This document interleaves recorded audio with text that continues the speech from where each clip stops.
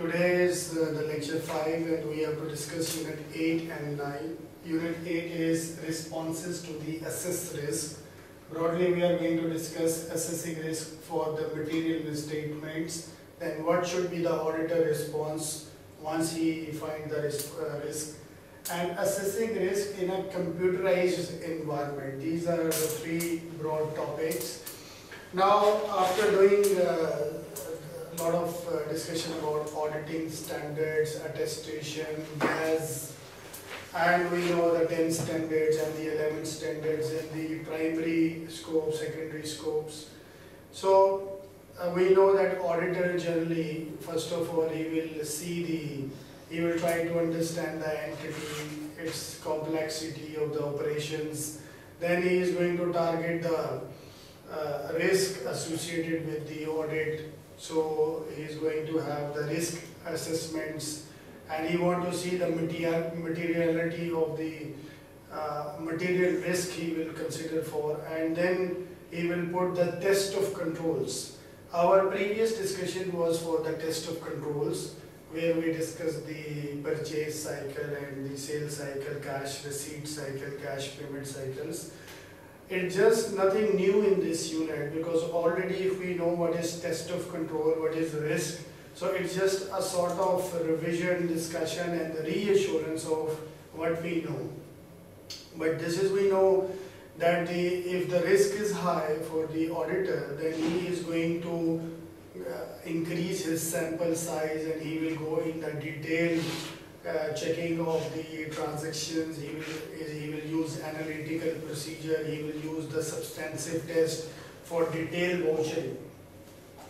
So in today's lecture we have to discuss that how the auditor is going to address the risk identified during his initial estimation and judgments, and how he has to behave with that.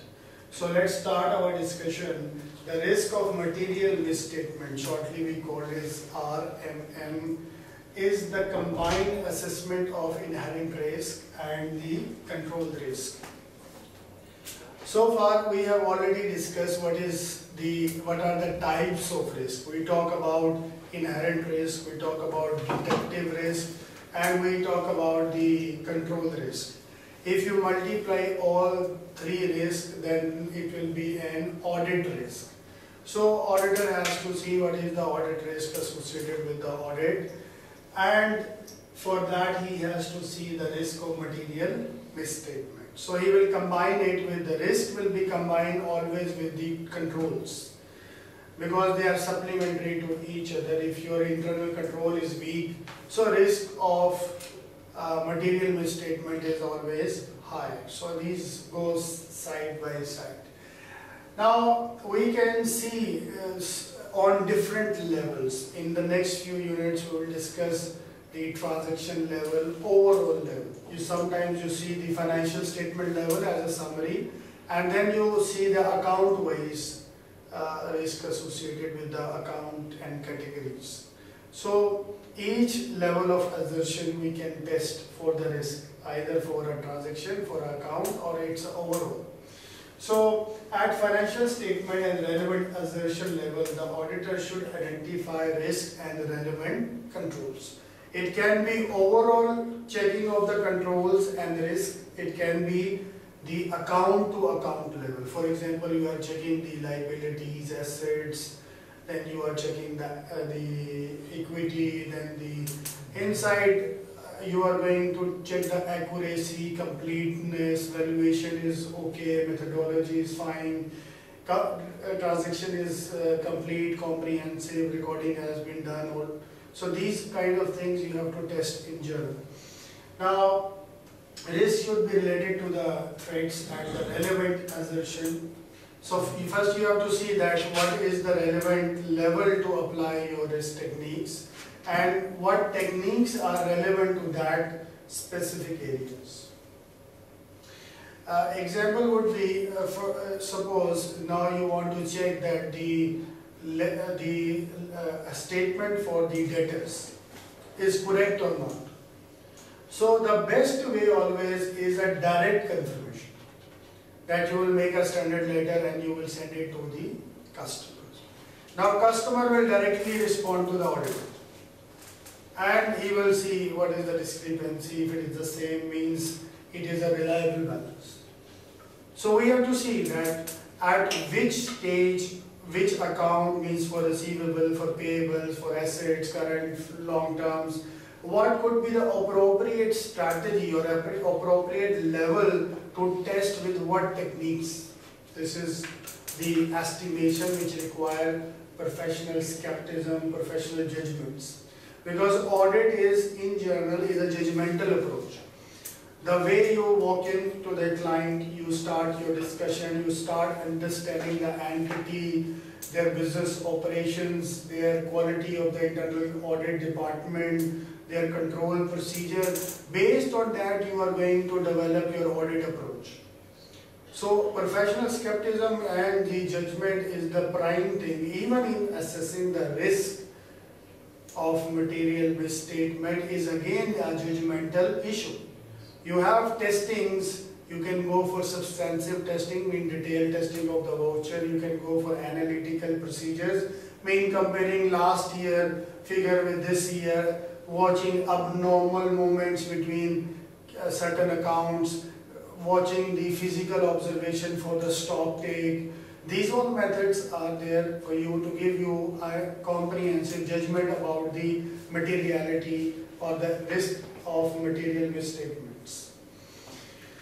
Now, as the basis for the risk assessment, the auditor use audit evidence gathered from obtaining the understanding that includes the evaluating the design of controls. As I told you, that the control system is the main point for the audit.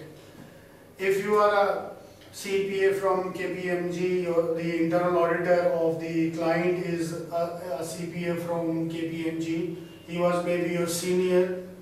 So your confidence level in terms of test of control would be a little higher, because you are satisfied with the quality of education and experience that guy has.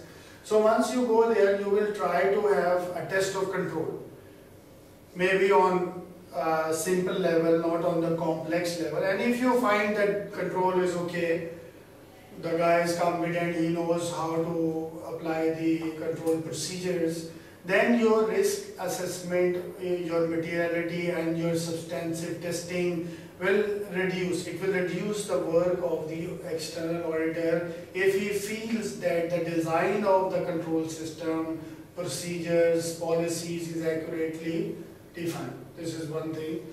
Then determining whether they have been implemented means sometimes policies, manual, charter in the companies are perfect, but the implementation, adherence to that charter is not that way done.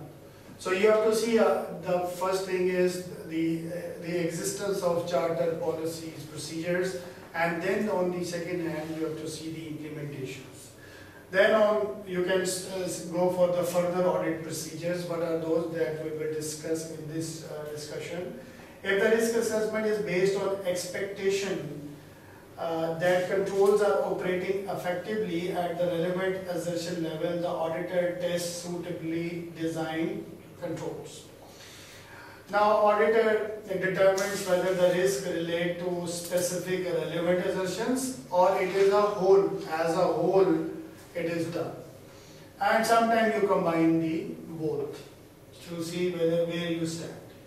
Now as a part of RMM, that an auditor identify the risk that requires special audit consideration. Sometimes when the risk is higher and it requires auditor to apply some other consideration, that he will go for it. Generally, if you see the risk is higher and internal setup is not able to be trusted, then obviously third party or external party confirmation is always the prime thing to go for it. So somehow, and the management, you can take the management representations, you can put your observation, you can discuss, they can remove one by one that okay, this is the explanation of this observation. The auditor professional judgment about significance is based on inherent risk prior to considering the effect of identified controls. Inherent risk, which is associated with the nature of the business itself, is always the prime to start.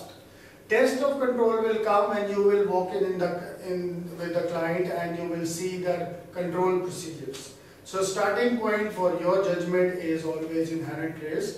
Then it includes the control risk, detective risk, then you will multiply and you will get the audit risk. Now RMM related to significant non-routine transactions.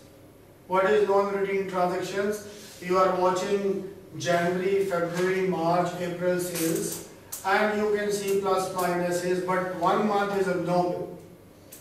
Maybe just to increase the sale you do something, some abnormal inventory changes, some abnormal cash is coming. For example, now you have in your charter you have defined the CFO is authorized to invest the cash for the company.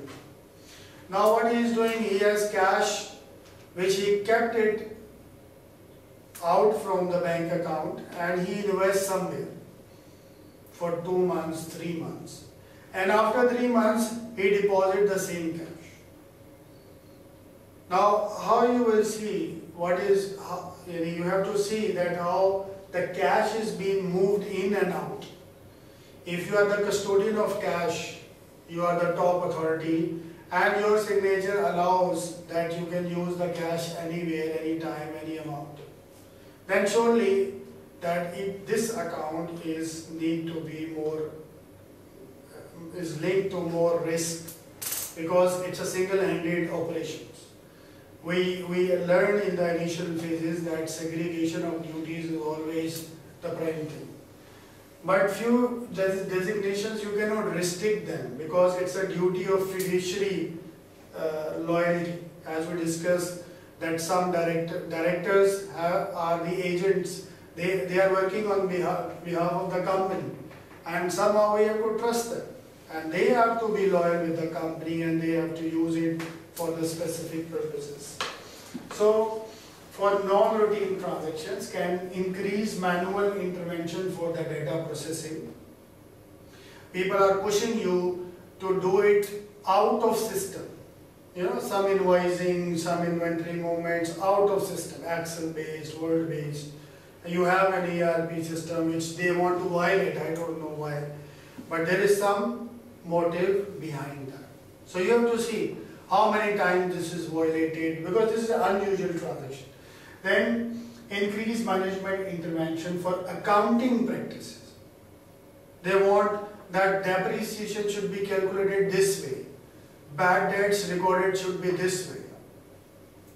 In fact, this is the finance department, accounting department. They are being hired for using accounting policy estimation. They have the required knowledge. But the CEO, administration, management head is intervening into that we should deplete the stock. This stock is now old stock. We should deplete it. So these kind of things always require a lot of consideration. Difficult accounting principles.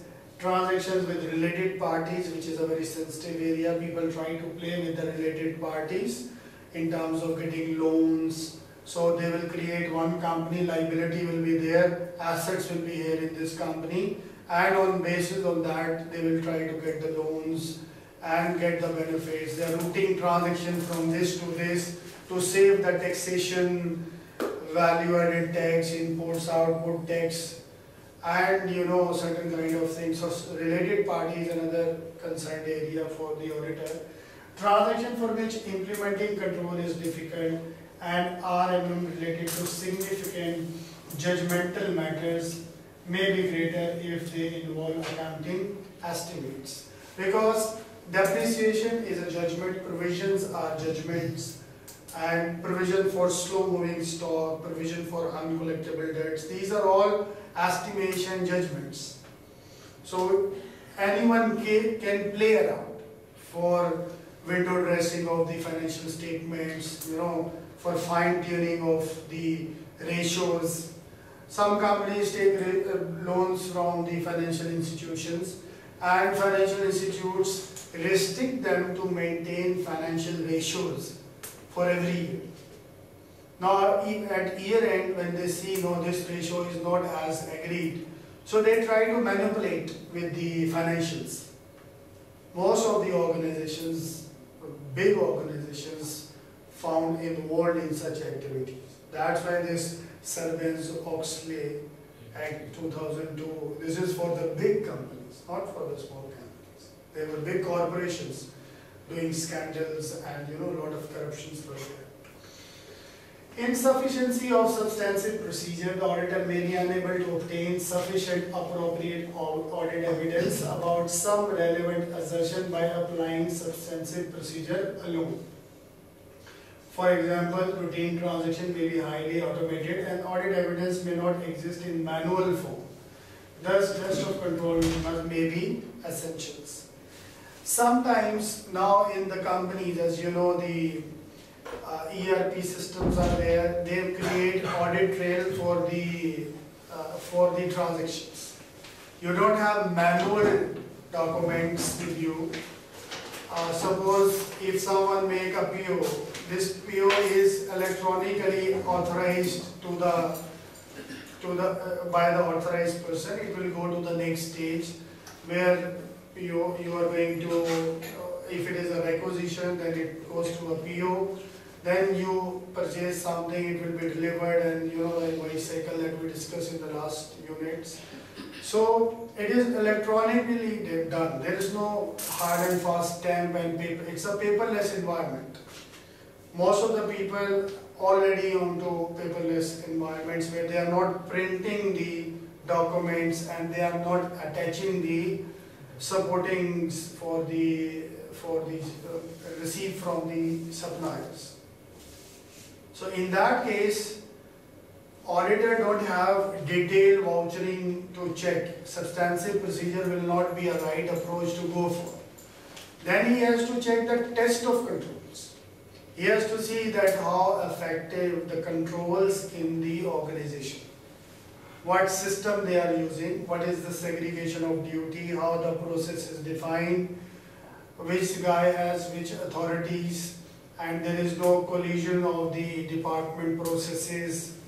There are different guys for cash receiving, depositing, and for reconciliation on the regular basis. These all things, if happening in the company, means the control is very efficient and effective.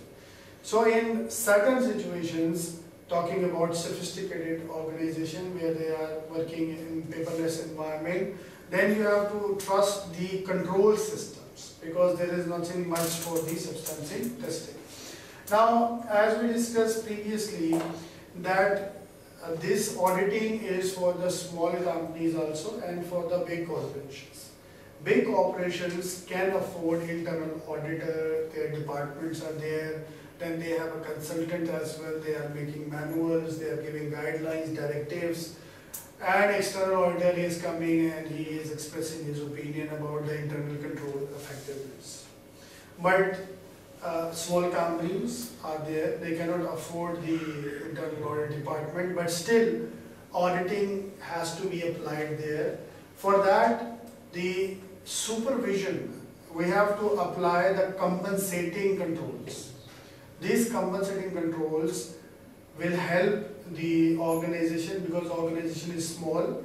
The benefits of making an internal audit department is less than the cost of making it.